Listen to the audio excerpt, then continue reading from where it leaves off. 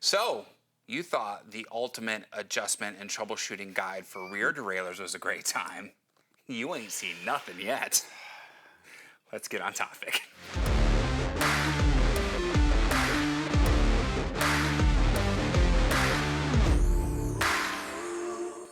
Hey everybody, it's Thomas with Get Out Arizona, and you're watching another great episode, fantastic episode of Toolbox Topic. I'm joined once again with my co-host Brandon Van Leuven. Brandon, how the hell are you? Yeah, that's good. That's good.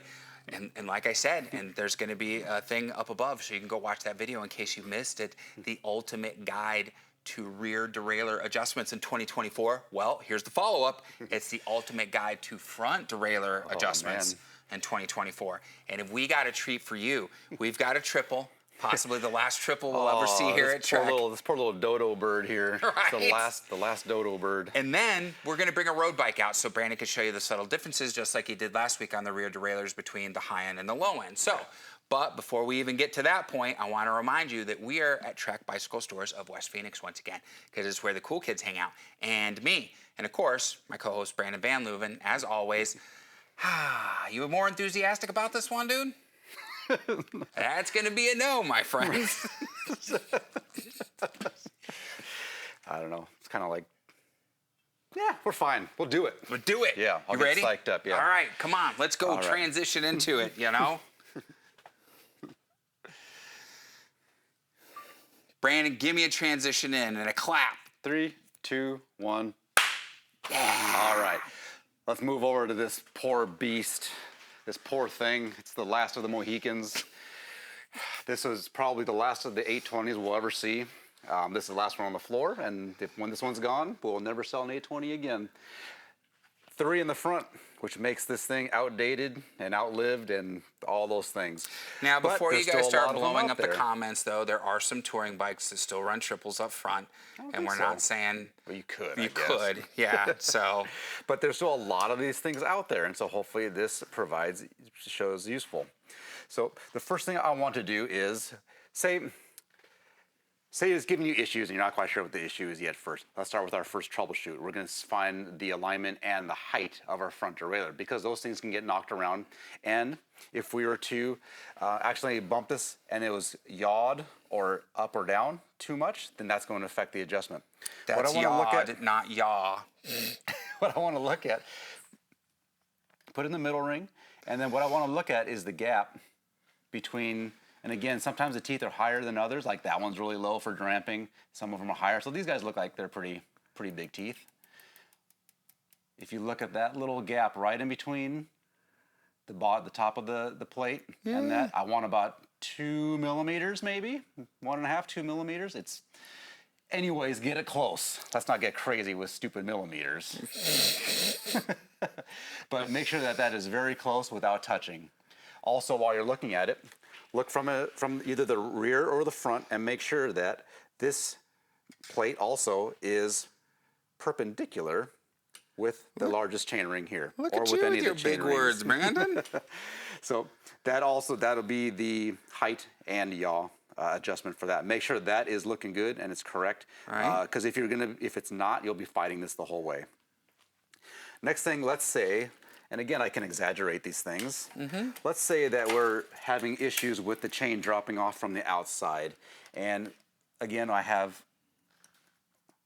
a very nice derailleur that's going to give me the indication of high and low. This one actually says high and low, high and low. So I've dialed out my limit screw. So what's going to happen now is it's going to bump out to the outside. Right. And luckily, well, it did it once.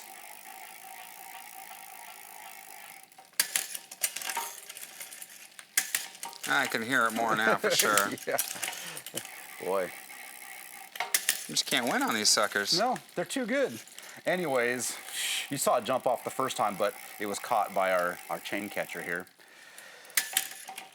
A great way to set our limit screw, our high limit screw, is, as you remember when we did the rear derailleur, I shifted and I saw all that slack in my rear derailleur. Well, the same thing happens in the front derailleur. So I will shift to my big ring using my shifter, kind of move this back and forth, and then I'll slowly dial in my limit until that goes away.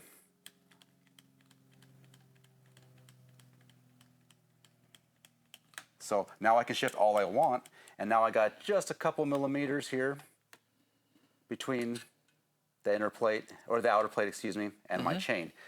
Just like our rear derailleur, we're gonna test this theory.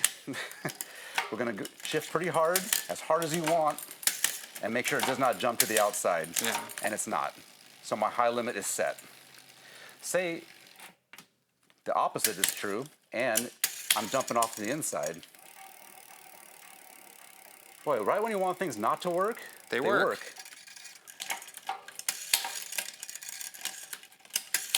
Well, it won't jump to the inside, but you can imagine what happened if it did. Well, and you can hear that sound though too, like it's wanting to. It would be coming down into the into our bottom bracket area, scratching that all up and such. So what I want to do in this instance is shift my rear derailleur all the way to our lowest gear in the back. Right, so we're gonna go to the biggest gear, lowest big. Gear, lowest in the back, and look at the relationship between this inner plate here in the cage and our chain. And what I want to do now is, you can't really test it with a shifter like we do the higher limits, but we're gonna dial this guy in, and you'll see it moving in. Trying to keep it as steady as I can, guys. Until, again, we just have a few millimeters away from the chain. I'm gonna make sure it's not rubbing anywhere. I got a little bit of rub, you hear that? A little bit. I want to back that off so it's not rubbing. So now we have no rubbing, and we're gonna test it. Almost lost my fingers there. And go ahead and be harsh with it, again. Yeah. We want it to fall off here and not out in the field. Absolutely. So limits are set. And I feel good about that. The other thing that can potentially happen is we're not getting a clean shift or an accurate shift going to our higher gears. Coming down to our lower gears is easy because all it's based on spring tension. It's just the spring just slapping it back into the lower gears. However, coming to your higher gears requires actual cable tension. So let's see if I can, all right, so finally something's not working. So I've made my initial shift from my granny gear to my middle ring, and it will not shift. Right.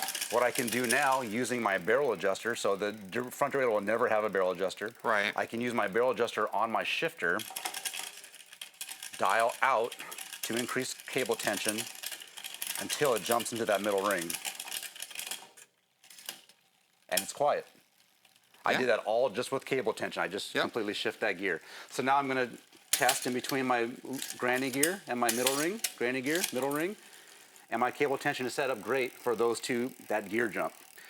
Let's go down and test from our middle ring to our big ring. And cable tension is set, and I feel good about that. Now, we want to make sure that this barrel doesn't get barreled out so far that there's only a couple threads left in there and it has the potential to strip out and pull out.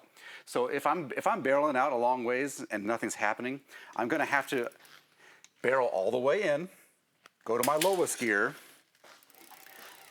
Now there'll be multiple different, ways that you can hook up your front derailleur cable, but you'll want to undo the cable hanger at the bolt here, cinch up all the slack, and start over again. Okay.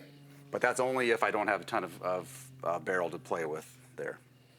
So that'll reset everything as far as cable tension is concerned. Nice. And hopefully you don't have to do that. It's great using the barrel adjusters when you can. Yep. So that's about it for front derailleurs. Not as much as the back, but. No, not nearly. Yep. Why don't we throw a road bike on there and we could show people the subtle differences with a road bike front derailleur, maybe, if there's really any to point out of, and different between a high end and a low end on the adjustment. There's a difference. All right, transition us out, Brandon. Here we go. Go! And we're back. So we've got a more sophisticated derailleur here, shall we say. This is a Shimano one. Last time we transitioned to an XT. So this is, again, a Shimano one that's a little bit different, a little more sophisticated, more accurate for sure, but a lot of the things still apply to this derailleur except for one, and that's the cable tension. So we have our limit screws, which are very small, that you can see there. I have my high and low limits right here, which require a little 2 millimeter Allen wrench. But there is no cable tension. So if you're having difficulty shifting, again, difficulty shifting down to our climbing gear isn't an issue because it's all based off of spring tension. Right. But getting it back up to the higher gear is based off of cable tension. So if I'm not getting enough cable tension to go up, here's how we do it on the Shimano ones. You hit the like, subscribe, and the bell notification icon. That's how you do it. And then all your shifting is good again. So if we're having hesitation going up to the big one, there's another indicator. Shimano does a nice job of giving us these little indicators. And how this one works is, hopefully you can see this, Thomas. I have a line right here. Zooming in.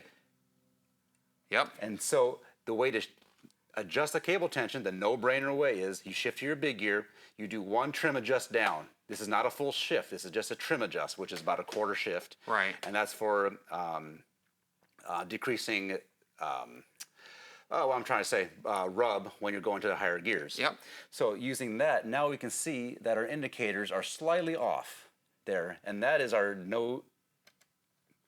no-brainer cable tension guide. Now I'm going to dial this just so they line up. Yep, you can see that, guys. Now, I'm not perfectly lined up, so it still may look like it's off, but I assure you, Yep, I'm looking straight from the top. it's going to be Tits McGee. So now I have a perfect line using those indicators, and now that should be good to go right there. Again, Shimano made it so that it's a no-brainer, very easiest for it to do. But again, I'm going to test this. I'm going to test my limits. It's shifting up there much more crisply now. No problems. My limits are set per what we've seen before. Yeah. My cable tension is set. My derailleur is set straight and with the proper height. And I want to show you real quick before we take off here. When you buy a new derailleur, this is the indicator that they give you. So if you see here, it does indicate 2 teeth. You line up 2 teeth, and that is the indicator of your derailleur cage, the plate that's on the outer plate there. So that gives you an idea of the distance. So if you look at that little gap in between there, what is that, 2 millimeters? Yeah, a couple, 2, 3 millimeters. Yep, right there. So I think it actually says 3 millimeters. Does it? On the sticker. I'm trying to point. Right there. I think that says 3 millimeters. But that's from there to there, though. I'm talking from there to there. Oh, the gap between the teeth and the line. Okay, So yeah. just use that. That thing's a great thing, but it gives you kind of a reference of how close it needs to be to your chain ring. So that's all that is. But yeah, that's about it. They're using these guys. They're much more accurate pieces of machinery. They're going to dial in much nicer, and they're going to operate much nicer with less effort. So. All right. Well, transition us home, Brandon. Okay, 3, 2, 1. All right, my friends, I don't know about you, but I think that was worthy of not only Oscar nomination, but Golden Globes as well. Yeah, you know, I'm just saying. If Netflix doesn't pick us up after these videos, I don't know what to tell you. No, I'm joking, guys. Obviously, I'm joking. But you can see the differences between a front derailleur on an entry-level bike again, and something that's a little bit more higher end.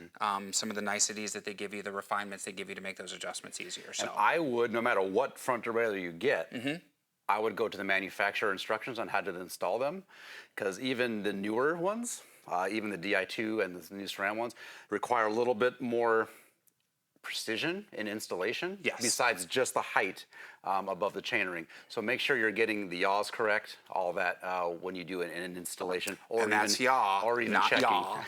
Exactly. So that's a big thing. When we have a derailleur that we haven't seen before, we go in, check out the tech docs, make sure we're setting them up correctly from the get-go. Otherwise, you're going to be fighting it. Yeah, absolutely. Time. And you don't want to have to.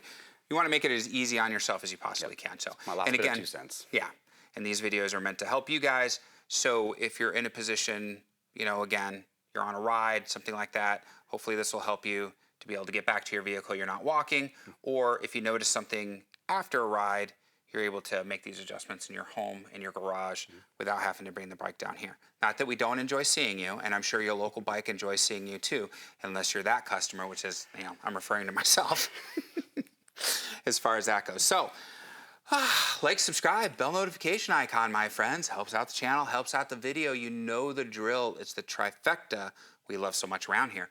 Links down below. The most important link is going to be to Trek Bicycle Stores of West Phoenix.